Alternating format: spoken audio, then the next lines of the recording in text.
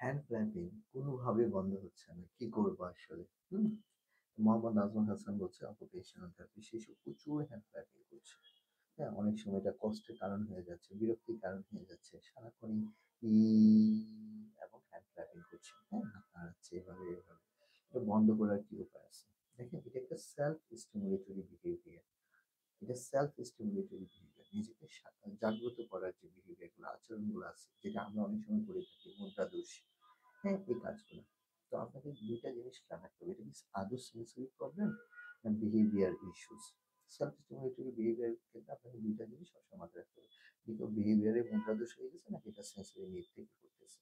Normally sensory need থেকে করে পরবর্তীতে এটা বিহেভিয়ারে একদম রূপান্তরিত হয়ে যায়। তখন এটা দেরি হয় ওই জিনিসটা থেকে তাকে ডাইভার্ট করে নতুন একটা বিহেভিয়ারে নিয়ে আসার জন্য। তবে প্রাথমিকভাবে যদি বলি সেন্সরি প্রবলেম, তাহলে সেক্ষেত্রে আপনাকে যেটা করতে হবে যে এটা ও কেন করতেছে, ও অ্যাংজাইটি, ওর স্ট্রেস, ওর কোনো নিড বা কথা ভাষার ঢিলে আছে, যেটাকে স্পিচ ঢিলে বলতেছি, বা ও কি হাইপার বা হাইপো রিয়াক্টিভ বাচ্চা।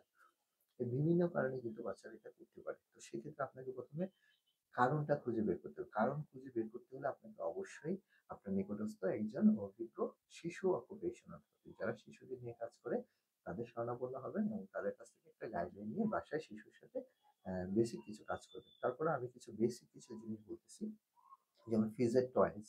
ফিজেট টয়েস গুলো আপনারা ইউজ করবেন। ফিজেটিং, এই যে যেভাবে যে ঘোরায়, বা বল পাঞ্চ করতে দিতে পারেন, যেটাকে প্রচুর পরিমাণে স্ট্রেস রিলিভ হয়। স্ট্রেস রিলিজ বল বলে অনেকে, হ্যাঁ? অনেক বড়রা ইউজ করতে থাকেন। থেরাপাটি দিয়ে খেলতে দিতে পারেন। থেরাপাটি আমাদের দেশে খুব একটা বেশি পপুলার না, কিন্তু প্লেডোটা কিন্তু সবাই চেনে, প্যারেন্টসরা। চাইলে আপনি হোমমেড প্লেডো বানাই নিতে পারেন যদি বাচ্চার খেয়ে ফেলার টেন্ডেন্সি থাকে। আপনার আটা দিয়ে হোমমেড প্লেডো কিভাবে বানাতে হয় এটার উপরে আমাদের ভিডিও আছে, আপনারা দেখে নেবেন। এটা করতে পারেন।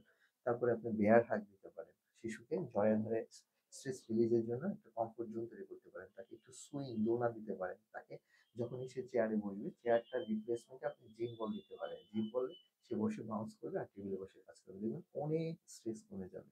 হুম? তাকে একটু কাম, একটা সুদিং একটা এনভায়রনমেন্ট দিতে হবে, স্ট্রেস রিলিফ। তার যদি হিয়ারিং এর সমস্যা থাকে, এই কারণে যদি সে হ্যান্ড ক্ল্যাপিং করে, তাহলে হিয়ারিং এর ব্লকার দিতে হবে। যেন সবার শব্দকে বাচ্চারা অনেক সময় স্ট্রিমিং শুরু করে দেয়।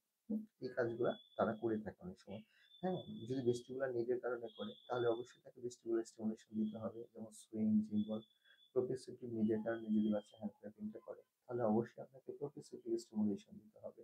এই জিনিসগুলো দিতে হবে। ওরাল মোটর মাসাজ, অনেক সময় বাচ্চারা ইয়া, তেমন ওরাল মোটর নিড আছে। তাকে অবশ্যই ওরাল মোটর চুইং গাম দিতে পারেন। বুট, মটর, ছোলা এগুলা চাবাতে দিতে পারেন। হুম? যদি বাচ্চার দাঁতের সমস্যা থাকে সেক্ষেত্রে আপনি হয়তোবা আ কোনো কিছু চাবানোর জন্য রুমাল দিতে পারেন। ঠিক আছে? এই জিনিসগুলো আপনারা করতে পারেন। ট্যাক্টাইল গেম দিতে পারেন, যেটা বললাম থেরাপাটি দিয়ে খেলা। এই ধরনের জিনিসগুলো দিতে পারেন। পাশাপাশি কগনিটিভ। কগনিটিভ হলো তার জন্য সোশ্যাল স্টোরি করা। এই যে সেলফ স্টিমুলেটরি বিহেভিয়ার করলে কেমন দেখা যাচ্ছে, কি হচ্ছে, ওর ছোট একটা ভিডিও ক্লিপ করে রাখা, ওর ভালো সময়টা দেখানো। যে ওর মধ্যে একটা রিয়ালাইজেশন তৈরি করেন। গুড বিহেভিয়ার এবং এবং অড বিহেভিয়ার। ঠিক আছে? এভাবেও কিন্তু আপনারা কাজ করতে পারেন। অনেক টেকনিক আছে যেটা থেরাপিস্টরা আরো অনেক টেকনিক দিয়ে একটা শিশুর আসলে একটা টেকনিক দিয়ে সব বাচ্চার আ সমস্যার সমাধান হবে। মানে সবকিছুর জন্য প্যারাসিটামল কাজে লাগবে না। হ্যাঁ? ঠিক আছে? আপনাকে বাচ্চাকে অবশ্যই অকুপেশনাল থেরাপিস্টের কাছে নিয়ে যেতে হবে। অকুপেশনাল থেরাপিস্ট বাচ্চাটাকে অ্যাসেসমেন্ট করে বলতে পারবেন যে আসলে এই যে হ্যান্ড ক্ল্যাপিং টা করতেছে, এই যে স্কিমিং টা করতেছে, কেন করতেছে, সেলফ স্টিমুলেটরি বিহেভিয়ার কারণটা কি? এবং কি ধরনের থেরাপিউটিক ইন্টারভেনশন তাকে প্রয়োগ করলে শিশুর এটা বন্ধ হবে। তো আশা করি সবাই বুঝতে পারছেন। ভালো থাকবেন, সুস্থ থাকবেন। আসসালামু আলাইকুম ওয়া রাহমাতুল্লাহি ওয়া বারাকাতুহু।